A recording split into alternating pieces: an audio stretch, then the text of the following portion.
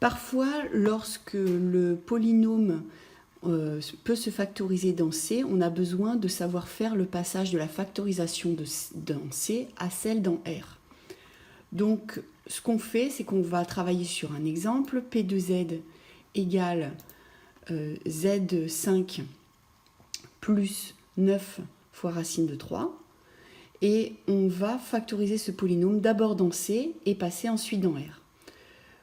Pour le factoriser, on cherche les racines. On résout Z5 égale moins 9 racine de 3, c'est-à-dire 9 racines de 3 EJP.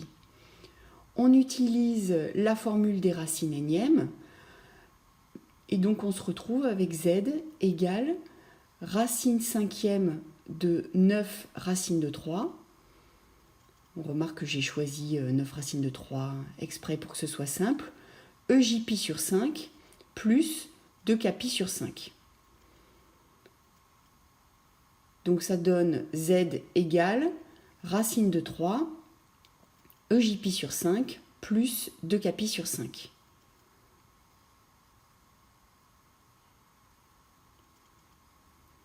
Ensuite, on écrit la factorisation dans C. P de Z égale Z moins racine de 3, et là je remplace K par 0, EJP sur 5. Facteur de Z moins racine de 3, je remplace K par 1, ça fait pi sur 3 plus 2, pi sur 5 plus 2kπ sur 5, ça fait 3pi sur 5. Z moins racine de 3 EJ 5pi sur 5, qui fait EJP. Z moins racine de 3 EJ 7pi sur 5.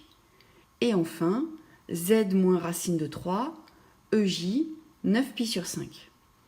On s'aperçoit que les deux derniers angles dépassent pi, et donc on peut les écrire en angle négatif, c'est-à-dire pour le 7pi sur 5, on peut dire que c'est EJ moins 3pi sur 5.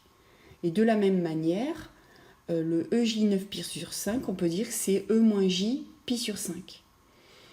Ce qui veut dire qu'on va pouvoir utiliser la formule qui permet de passer de la factorisation dans C à la factorisation dans R, qui dit que quand on a Z moins un nombre complexe sous forme exponentielle, facteur de Z moins son conjugué, on obtient Z carré moins 2R cos θ Z plus R carré. On va utiliser cette formule sur les deux termes que je souligne en bleu, mis ensemble. On va faire le produit, et on va faire le produit des deux termes en rouge. Donc ça donne finalement P de Z qui vaut, lorsqu'on fait le produit des termes en bleu, Z carré moins 2 fois R qui vaut racine de 3, cos de θ qui vaut pi sur 5 fois Z, plus racine de 3 au carré, c'est-à-dire 3.